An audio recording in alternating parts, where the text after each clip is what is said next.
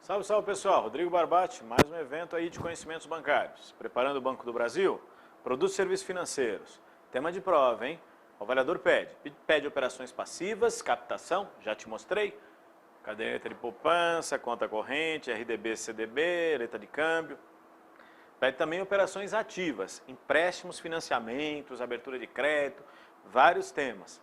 Então, as chamadas operações ativas cai bastante em sua prova também.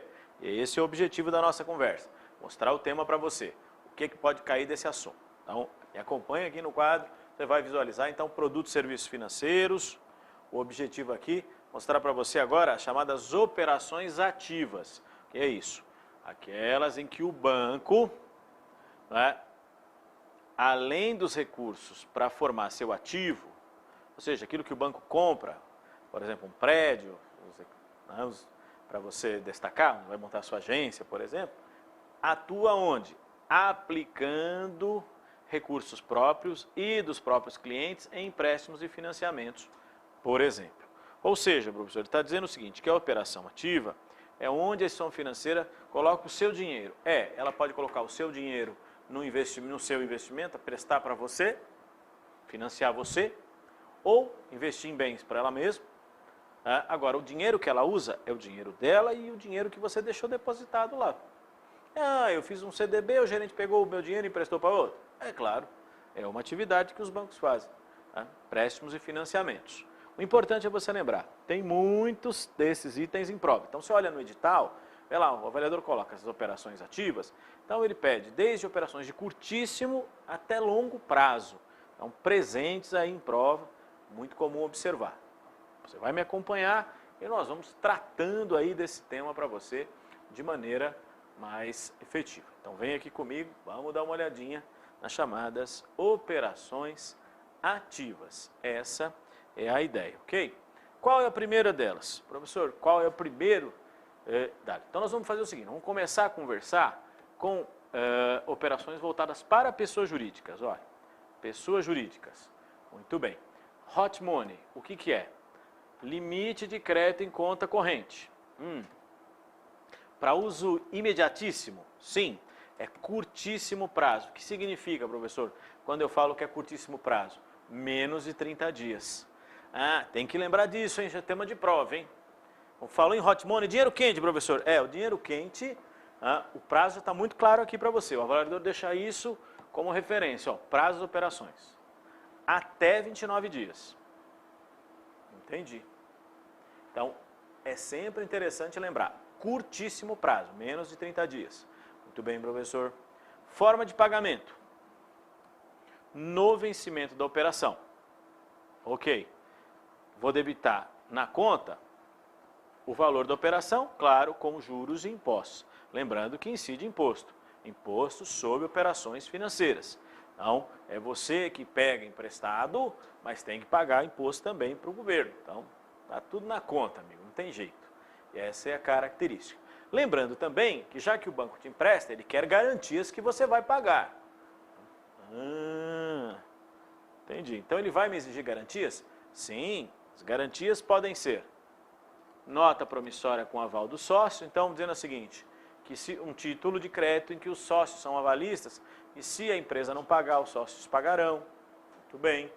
Uma cédula de crédito bancário, que é um instrumento também, é um título emitido pelo devedor para a instituição financeira. Também é aquela história, se comprometendo a pagar, dá garantias para isso.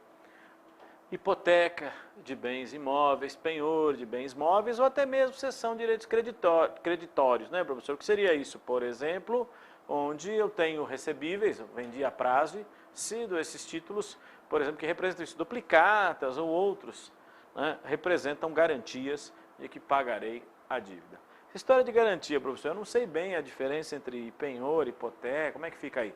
Teremos uma oportunidade para conversar com isso de forma bem direta, que pode cair em sua prova, e está no item do edital, lembra? Garantias bancárias, o avaliador pode pedir. Então, depois a gente dá uma clareada com mais detalhes. O importante agora é lembrar que, como qualquer operação de crédito, os bancos querem garantias pessoais ou reais, pessoais como aval ou fiança, reais como penhor, hipoteca, por exemplo. Vou ficar de olho no tema. Bom, hot money, então, dinheiro quente, curtíssimo prazo. Mas se eu não quero essa linha de crédito com pessoa jurídica, tem uma outra? Tem outras linhas de crédito também e as instituições financeiras podem dispor para você.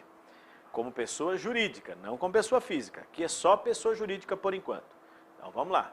Quem mais, hein, professor? Dê uma olhadinha. Agora nós vamos conversar sobre contas garantidas. Também, pessoa jurídica. Então, é aquela história. Eu tenho um limite de crédito de utilização destinado a eventuais necessidades de capital de giro de pessoa jurídica. Dinheiro para o dia a dia mesmo, da empresa. Ok, mas fica separado da conta. Então não funcionaria, sempre lembrando, como um cheque especial, que já está integrado.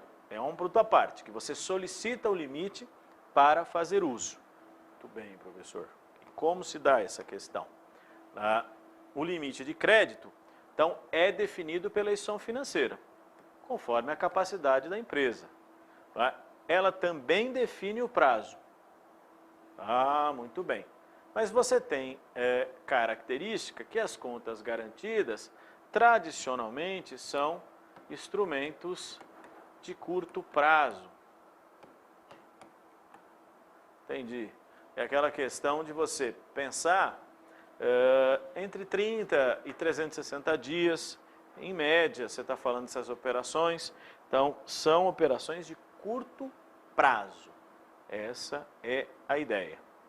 Muito bem.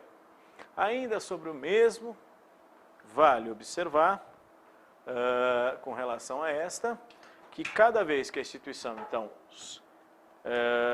a empresa, melhor dizendo, solicita, o banco transfere os recursos para a conta do cliente. Então, por solicitação, os recursos são então repassados. E aí, sobre o valor utilizado, então tem juros, tem IOF, assim como as outras operações de crédito, vale lembrar. Bom, eu uso os recursos e o que acontece? Aí é feito, claro, o período, o cálculo sobre o período que eu utilizei. Como referência, você vai observar. Então, veja. O cálculo aqui, vale lembrar, então os valores utilizados em um determinado período, pode ser, por exemplo, 30 dias corridos, ou durante o mês, no mês de fevereiro, no mês de março. Então, essa é a ideia. E aí aplica-se uma taxa de juros mensal, convertida, claro, diária, se você usou 10 dias, 12 dias ou 15 dias, claro, também sobre esses valores incide o famoso imposto sobre operações financeiras. Depende sempre do prazo e dos valores utilizados. A legislação determina então a cobrança, ou seja, você usa por um período e eu faço o cálculo de quanto você deve pagar. Mesma coisa o raciocínio, converte o IOF numa taxa dia e aplica sobre os valores e faz a cobrança nesse período. Interessante, hein? Observando esse elemento importante aqui, faz o mesmo raciocínio. Então, o IOF é cobrado após a utilização do crédito e eu faço aquela história. De novo, mês cheio ou 30 dias e aplicando a famosa alíquota de período. Ou seja, eu calculo naquele intervalo de 30 dias por quanto tempo e que valor. E aí você tem a referência para cobrança. Muito bem. A forma de pagamento e todo o processo de resgate dessa dívida ou do cumprimento da obrigação por parte da pessoa jurídica, eu tenho aí, ou no final do mês, ou no aniversário do contrato, uma data onde é cobrado os valores aí utilizáveis pelo período, certo? Professor, fica meio parecendo um pouquinho, o cheque especial. Vamos fazer um paralelo, mas lembrando, cheque especial é um produto típico para a pessoa física, Você está lembrando aqui a conta garantida como um valor realmente adicional que garantiria o pagamento. Muito bem. Como tenho que pagar? Então, você viu aqui que o pagamento, então, no fim de cada mês, no aniversário do contrato, e lembrando que pode, o valor que você utilizou, pode ser de forma total ou parcialmente liquidado a qualquer tempo.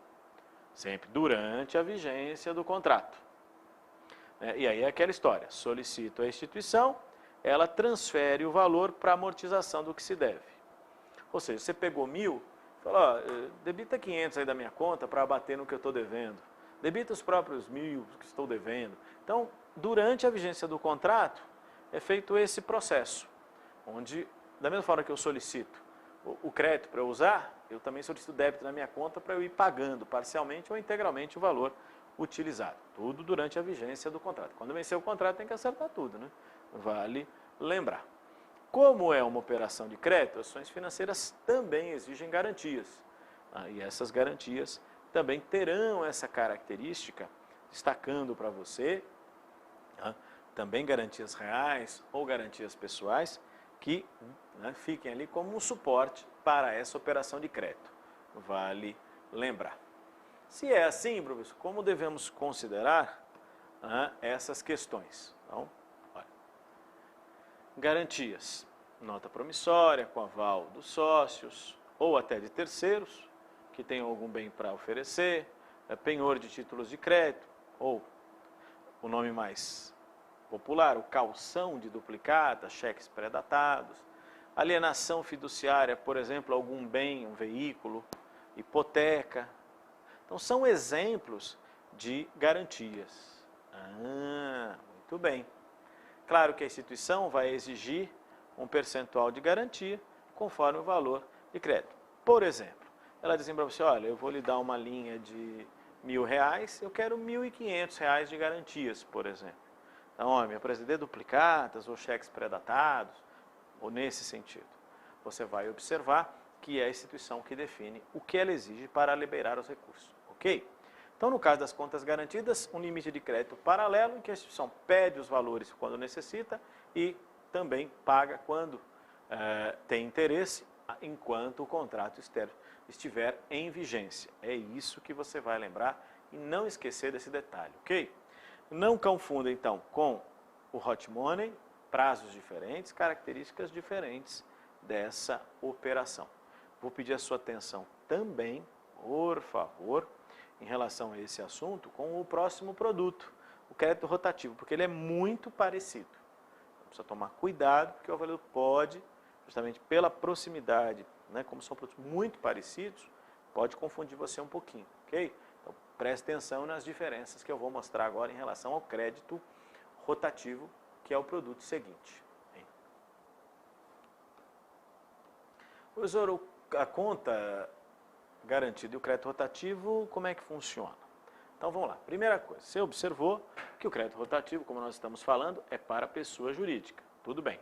Curto prazo. Bom, mas aí é parecido. Tá. Então, é aquela história. É um contrato de abertura de crédito com garantias em títulos de crédito, duplicatas, etc. Isso.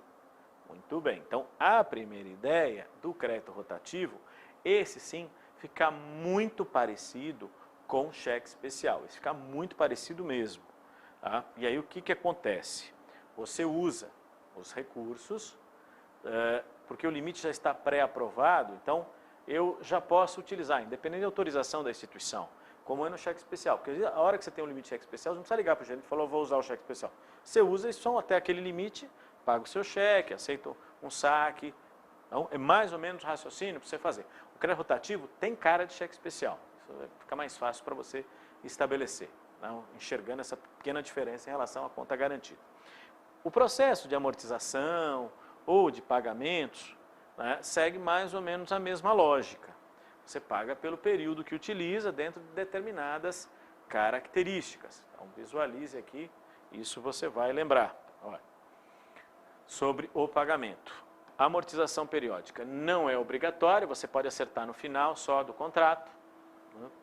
Os juros e IOF são cobrados no final do período, de acordo com a utilização. E aí, aqui que eu falo para você, ó, como no cheque especial. Então, aí é aquela história, usa no período, paga pelo período que está utilizando. Então, nesse caso, o crédito rotativo, o limite está lá e eu uso dentro do limite, sim, vou usando, e se eu depositar na conta, minha conta está negativa R$100, então estou usando R$100 do limite. depositei 200, já cobriu o limite. Então, assim, faz essa rotina, que a conta tem que estar em ordem quando o contrato vence. Essa é a ideia. E juros e IOF é aquela história mensal. Período que você usou no mês, vai cobrando, tá? Os juros devido proporcionalmente e o IOF devido também, sempre dentro dessa perspectiva. Então, há uma pequena diferença em relação à conta garantida nesse sentido. Na conta garantida, eu solicito os valores tanto para pagamento do que eu utilizei quanto aquilo que eu quero utilizar. Aqui está na dinâmica, como uma linha de crédito acoplada aos seus, vamos dizer assim, seus recursos. Fica ali dentro do saldo da conta corrente. Lembrou? Fica essa diferença. Sempre lembrando, para pessoa jurídica, curto prazo. Então, hot money, curtíssimo prazo. Conta garantida e crédito rotativo, curto prazo. Viu a diferença? Viu as garantias? São alguns elementos importantes que caracterizam as operações. Geralmente, para a instituição financeira é isso. Título de crédito, essa é a garantia, né? Calção de títulos. Duplicata, cheques, notas promissórias, você deixa ali, né, os recebíveis da empresa, por exemplo, como garantia da operação. Legal? Crédito rotativo, mais um para você conhecer. O que mais, professor? Além dessa turma, tem um bem popular aí para pessoas jurídicas que você deve observar. É o desconto bancário. Essa é a operação típica, né, da instituição financeira, que visa, na verdade, adiantamento de recurso, uma antecipação de recurso. Então, é aquela história. Desconto bancário, operação de curto prazo, né, sempre lembrando, para pessoa jurídica. De novo, em PJ, não esqueça. Tá? É aquela história. Eu faço um contrato para entrega ao banco de títulos de crédito. Então, é aquela história. Eu entrego os títulos e a instituição financeira antecipa os recebimentos. Então, eu tenho uma duplicata de 30 dias, fui ao banco e o banco fez um desconto, ele me adiantou o valor, eu precisava para hoje. Olha, vence em 30 dias, preciso dinheiro hoje. Tudo bem, então olha, se duplicata de 10, vou dar 9 para você, aí quando vencer eu recebo do seu cliente. Claro que sempre lembrando que no caso do desconto bancário, já fica muito claro que se você entregou um título e o devedor do título não pagar, você vai pagar, né? Como um garantidor da operação. Então, é interessante também observar. Se essa é a característica, então visualize para nós, né, um outro elemento importante dessa história. Então, as empresas entregam aos bancos um documento chamado borderô de títulos para desconto e o dinheiro vem antecipadamente. E aí o banco cobra o devedor no vencimento. Sempre lembrando que nesse caso, juros e IOF são cobrados antes do cliente. Quando eu entrego para você o valor, eu já descontei os juros e o IOF. Por isso que para os bancos, já te adianta o valor, já cobra os tributos e os juros. E já deixa vinculado aquela história, só vou te falar, se o seu cliente não pagar, você pagará. Então, lembrando desse detalhe, que é uma característica interessante desse tipo de operação, né, determinante para a gente recordar que enquanto nas outras modalidades que eu mostrei, ou você paga juros de IOF no vencimento, como é no hot money, ou durante o período de utilização, como nas contas garantidas e crédito rotativo, aqui você paga antes, tá? Vale lembrar. E mais como destaque, aquela questão central, né? Como eu disse, o banco vai exigir do descontário que endosse o título. E aí fica aquela história, se o devedor não pagar, o banco cobrará do cliente endossante. Então, é uma forma da instituição conseguir uma garantia adicional. Lembrando, olha, só vou avisar para você, se o seu cliente não pagar, você paga. Né? Essa é a característica, percebeu? Desconto bancário, dinâmica um pouquinho diferente em relação ao produto. E aí vale lembrar dessas características com relação à forma e a maneira como esse instrumento é agilizado para o sistema financeiro, ok? É algo muito comum no cotidiano das empresas, é algo muito comum na realidade dos bancos, é uma forma de receita para a instituição que não pode esperar o vencimento daquele título, daquele documento, certo? Muito bem, professor, muito bem. O que mais a considerar? Além dessa patota toda, de produtos de financiamentos, empréstimos e outras formas, Existe aí, né, outro produto muito popular para pessoas jurídicas, é isso que você vai lembrar, sempre PJ, pessoa jurídica, o financiamento de capital de giro. Olha, quem que eu estou financiando? Financiamento para pessoas jurídicas, de curto, médio ou longo prazo, destinado a necessidades de caixa.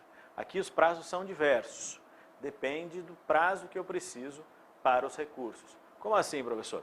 Eu posso precisar dinheiro para, 30 dias, posso precisar de dinheiro para 720 dias, posso precisar para 1.440 dias, estou exagerando os exemplos aqui, mas veja, eu posso pedir dinheiro para menos de 1 ano, até 2 anos, mais de 2 anos, então depende do prazo.